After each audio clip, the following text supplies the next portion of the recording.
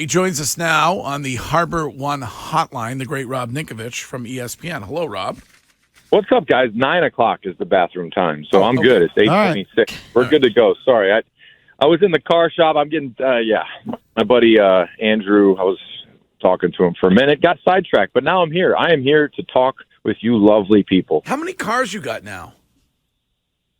7 right now. Oh, good for you. He's got some nice ones, too. He does. It's your favorite.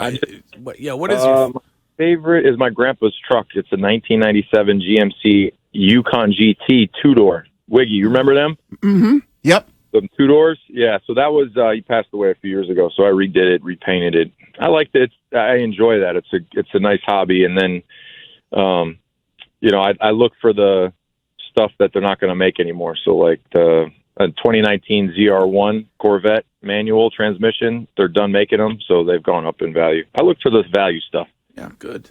Well, listen, Curtis was excited the other day. I think his lead was you suggesting that maybe the Patriots should be and could be in on Lamar Jackson. I don't know if you're being whispered to or you're just speculating. Well, here. you knew the Mac stuff first, Ninko. You were ahead of the curve, so I'm hopeful that this is some inside info. Well, what I'm looking at in a sense of, and I said this before, I said this last week when I talked about it on ESPN, it was wants and needs. You look at the Patriots where they're at right now and what they have as far as a defense, a team, receiving core, all the things that they have in place right now. If you are in a division that's going to have Aaron Rodgers, Josh Allen, Tua, if he's healthy, you need to have something that puts you at least in competitive competition with them right now. So if you were to go get Lamar, and this is a business, so we understand that football is a business. It's a money-making business.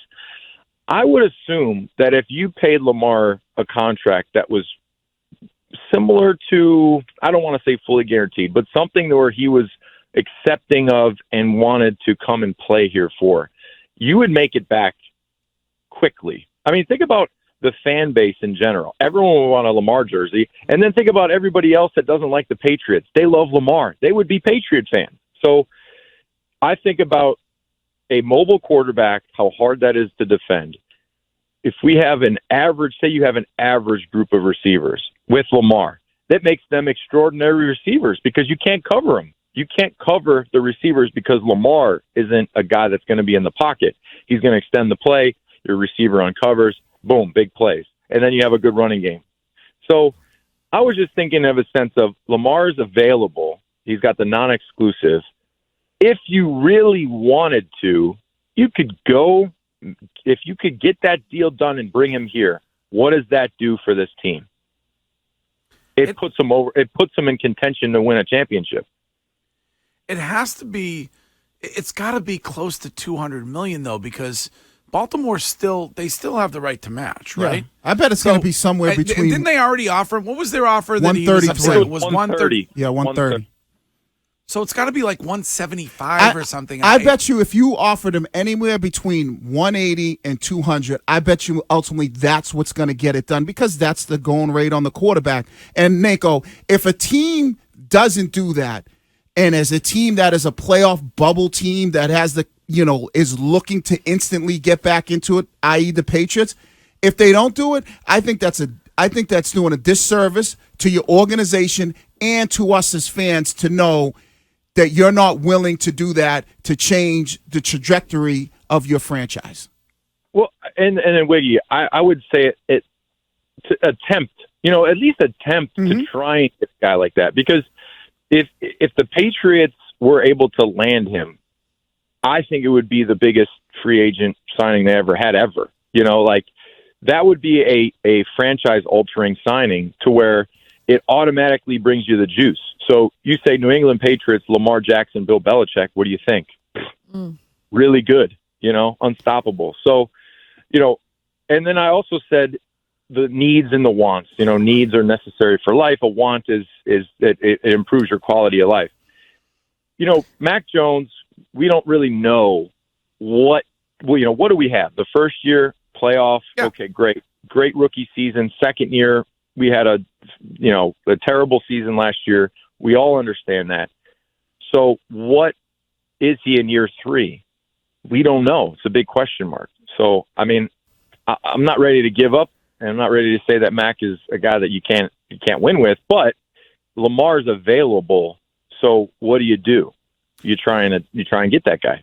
Rob, in your mind, when it comes to not being willing to spend big money on guys, is that Robert Kraft or is that Bill Belichick?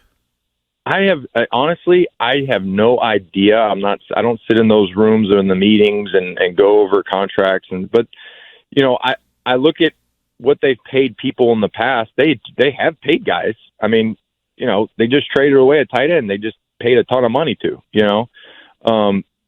in Jonnu Smith. So they pay certain people, and then some guys they don't want to spend the money on. So I don't know the thought process on who do we give the money to, who do we not give the money to, but I would just assume that if you had a talent like Lamar that is available to at least attempt to try and get, why not throw some numbers at it and see what happens? That's my take on it. Why not try?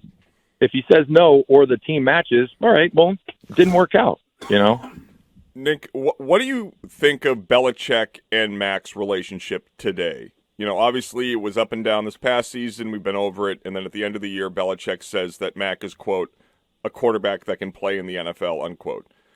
Is this a situation where you think Bill is open to improving the position, whereas Robert Kraft has been far more public about his thoughts of Mac being a great quarterback? Well, I mean, I can just speak from experience. I think that Bill, as a head coach, is always trying to improve every position. So if there's a potential improvement, then he would try and make that. Mac Jones, I think even from the organizational standpoint, the standpoint, they're still evaluating what they do have in Mac Jones, because yes, he's very smart. Yes, he understands the offense. From his first rookie season with Josh McDaniels, he came in and was pretty seamless for a rookie. It's impressive. Last year, we know that didn't work out last year. This year, going and getting Billy O, that is probably to try and maximize what you have with Mac Jones.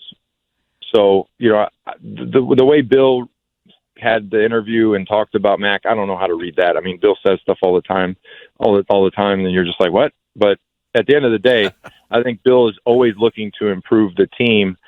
And I think bringing Billy O back was probably, the number one reason for bringing him back was to try and get Mac back to where he was his rookie season, or better than what he was. Wiggy said earlier this morning that the addition of Bill O'Brien doesn't make that much difference in his mind.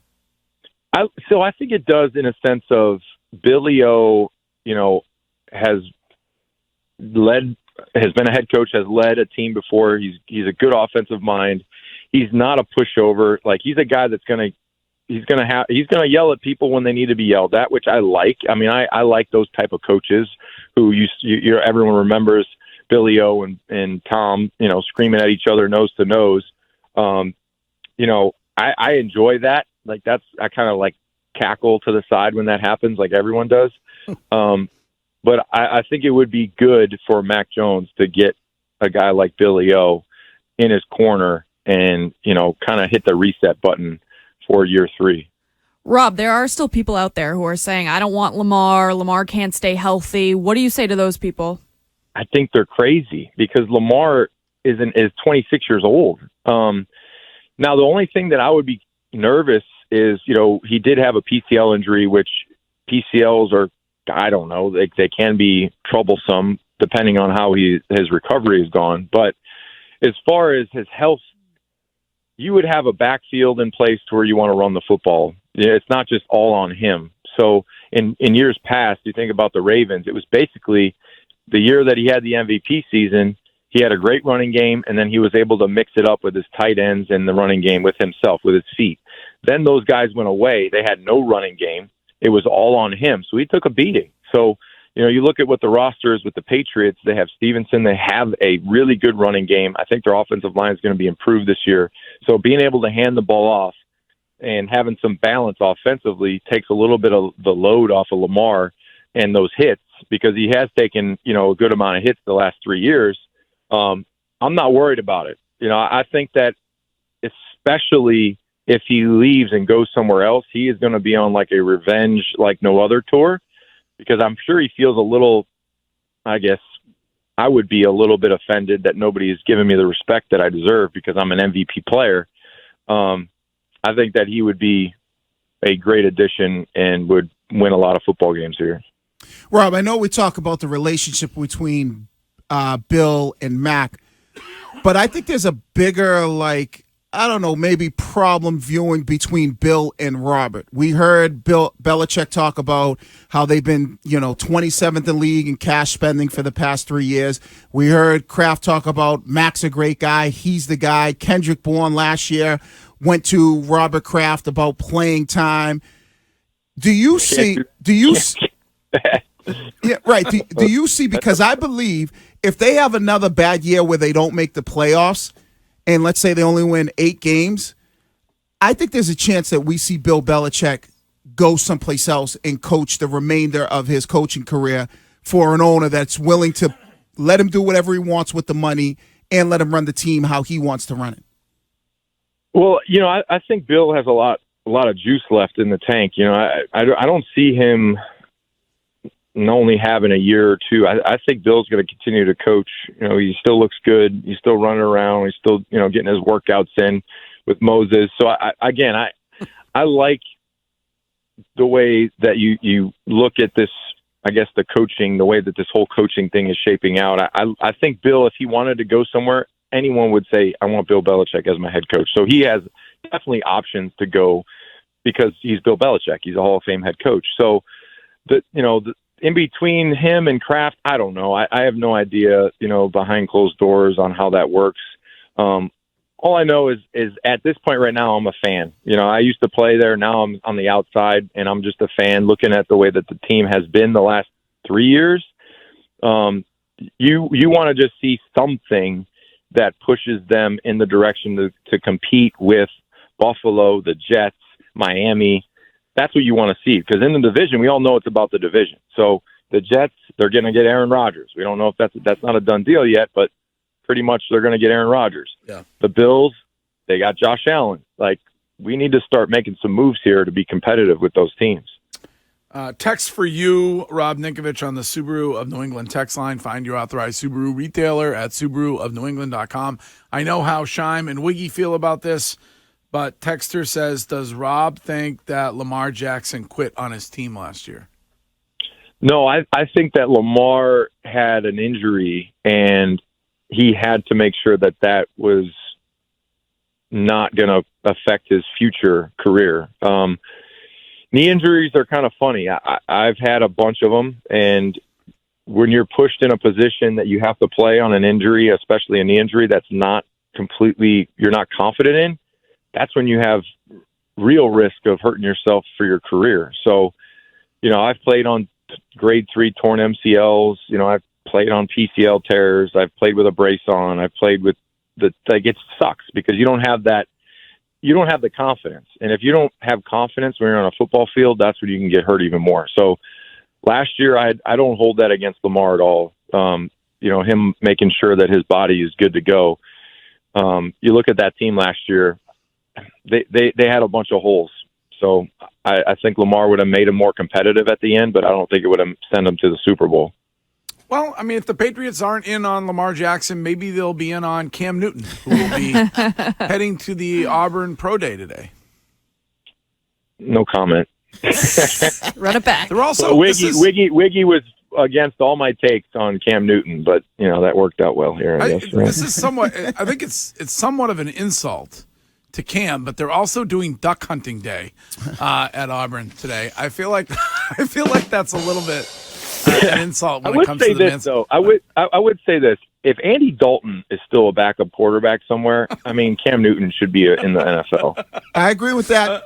He should be somewhere. Andy Dalton, right. I didn't even know he still played, and right. He's on Chad Henne. I love Chad Henne. I played with him in Miami in 2007. But he was still a backup in Kansas City. Chad Henne, right. Good serviceable backups, But at the same time, you would think that having a Cam Newton on your roster, if he's not a starter, at least he could help you if somebody goes down, Right. So kind of Baker Mayfield's out still there have an opportunity. turning down deals. Like Baker Mayfield's like, no, I don't. That deal ain't gonna work for me. Like when That blows my mind that Baker Mayfield, I told my wife, I need to start throwing the football because if these guys can go make backup money, I can easily do that. These dudes suck. So I can't believe Baker. I mean, geez, that guy. Do your dance. All right, Rob. Well, always great to have you on. Thank you. Sorry, I was 15 minutes late or 10 minutes late. No, Sorry. you're fine. You're spot on. Oh, Couple minutes late. You got responsibilities other than this show, and we understand that and appreciate right. it. So. And we didn't even cut into his bathroom time. That's right. Yeah, good luck. Well, I got a few minutes to spare. Yep, have my coffee. It's ready to roll. All right, Rob Ninkovich. Thank you. All right, see you guys. Take care.